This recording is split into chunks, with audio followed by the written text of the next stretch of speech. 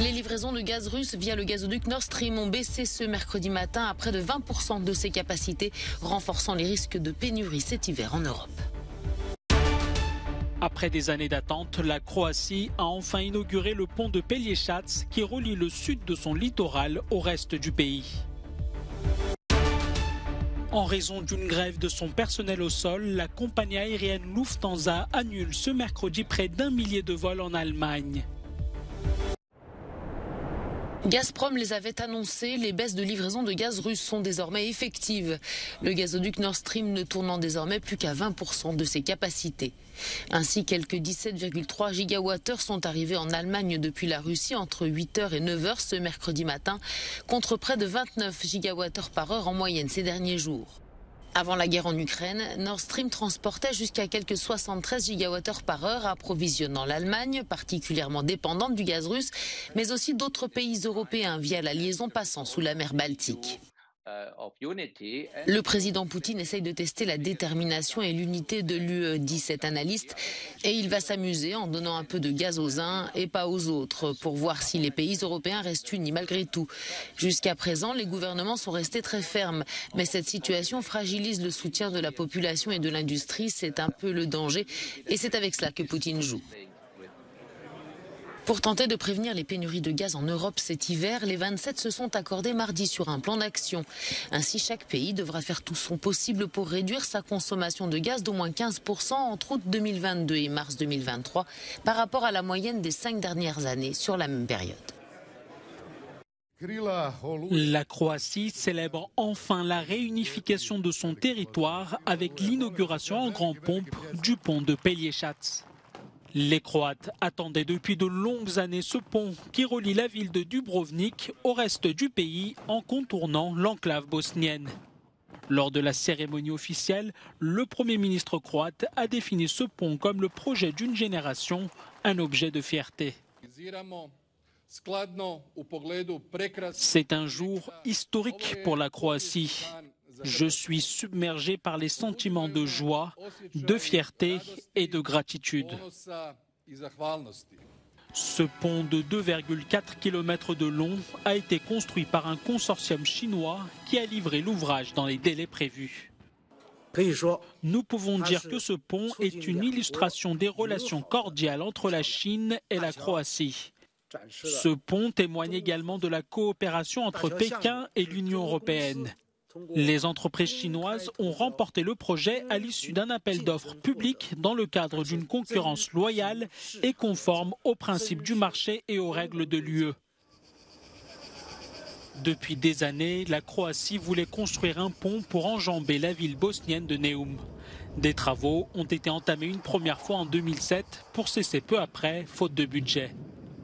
4 ans après avoir adhéré à l'Union européenne, Zagreb a obtenu de Bruxelles 357 millions d'euros pour reprendre le projet, estimé à 420 millions d'euros. Lufthansa est en grève. Le premier groupe européen de transport aérien annule ce mercredi la quasi-totalité de ses vols en Allemagne en raison d'une grève de son personnel au sol. Selon l'entreprise allemande, plus de 130 000 passagers sur près d'1 millier de vols seront touchés. L'impact de la grève pourrait par ailleurs entraîner des annulations et retards jeudi et vendredi. Le syndicat Verdi a annoncé une grève de mercredi à jeudi pour augmenter la pression sur la direction alors qu'il réclame une augmentation de 9,5% des salaires.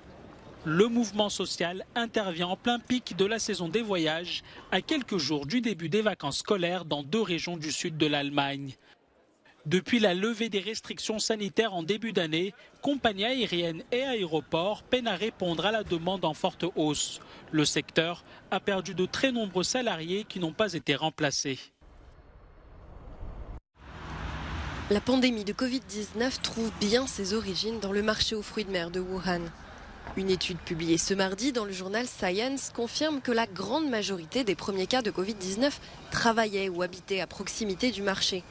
Une étude génomique permet également d'affirmer que le virus ne circulait pas largement avant novembre 2019, date d'apparition des premiers cas autour du marché. Un des auteurs de l'étude, Michael Worobeya, a lui-même reconnu dans une conférence de presse qu'il avait longtemps cru à l'hypothèse d'une fuite de laboratoire à Wuhan. mais que les nouvelles données le rendaient certain que la pandémie trouvait son origine dans les animaux présents sur le marché. L'étude géographique a établi que les personnes infectées qui n'avaient pas directement interagi avec le marché habitaient toutes à proximité de celui-ci, beaucoup plus que les personnes qui s'y sont rendues avant leur contamination. L'étude indique également qu'il y a eu au moins 2 cas vérifiés où le virus du SRAS-CoV-2 est passé d'un animal vivant à un homme travaillant ou faisant ses courses sur le marché. 3 ans après le début de l'épidémie, le mystère des origines continue de fasciner les scientifiques. Être certain du point de départ permettrait de mettre en place des mesures pour prévenir une future épidémie. Donald Trump est de retour à Washington et c'est une première depuis son départ tumultueux de la Maison-Blanche. Invité par un cercle de réflexion géré par ses alliés, il a livré mardi un discours digne d'un candidat en campagne.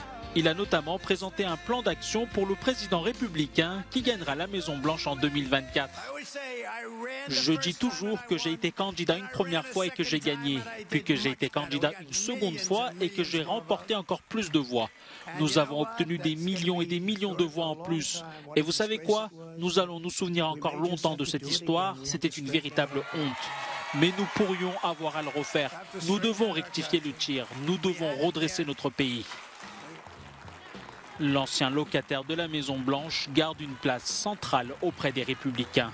Il conserve notamment un noyau de partisans loyaux, ce qui le placerait en pole position s'il décidait de briguer l'investiture.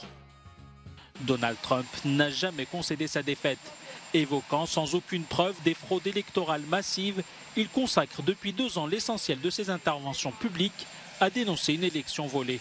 Le milliardaire de 76 ans fait l'objet d'une enquête d'une commission parlementaire sur son rôle dans l'assaut du Capitole qui a choqué le monde entier.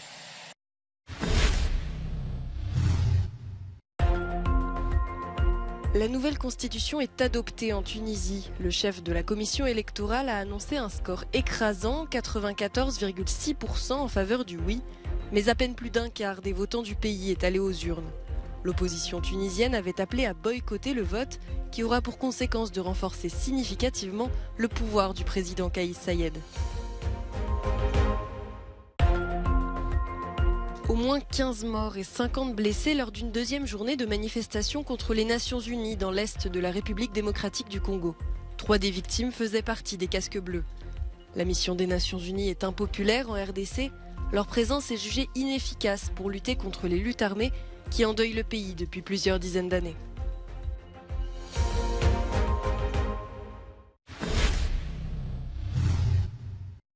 Au nord-ouest de l'Espagne, à plus de 3000 km de Kiev, c'est un village un peu particulier dans lequel vit Olga, cette réfugiée ukrainienne.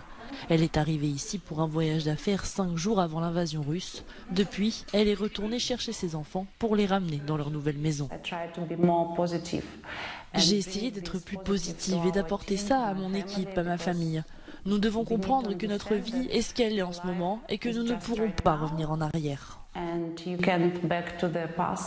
L'entreprise pour laquelle elle travaille met en relation clients et distributeurs de pièces détachées automobiles.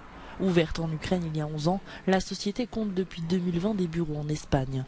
Alors, au début de la guerre, la direction a décidé de relocaliser près de 80 de ses ouvriers pour qu'ils quittent le pays.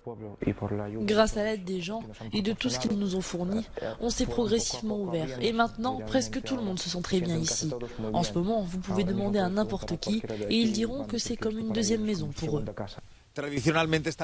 Traditionnellement, les migrants allaient gagner leur vie dans d'autres villes et cités. Mais l'invasion russe de l'Ukraine a fait de cet endroit un peu plus un lieu d'accueil.